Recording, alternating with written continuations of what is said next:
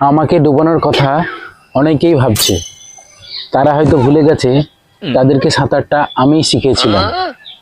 আর একটা কথা, তুই যদি নদীতে নামিস তাহলে আমি নামবো সমুদ্রে। বেইমানির খেলাটা ভালো করেই খেলবো। ঘুমের পেছনে না দৌড়ে পড়াশোনার পেছনে দৌড়াও, তাহলে দেখবে হট করে ঘুম চলে এসছে। কি অভিযোগ করব ডিসেম্বরকে? কি অভিযোগ করব ডিসেম্বরকে? সে তো নিজেই মৃত্যু শয্যায়। বুঝলেন? যারা ব্যবসা করে তারা দুঃখী, যারা চাকরি করে তারা দুঃখী, আর বেকার তো দুঃখী বটেই।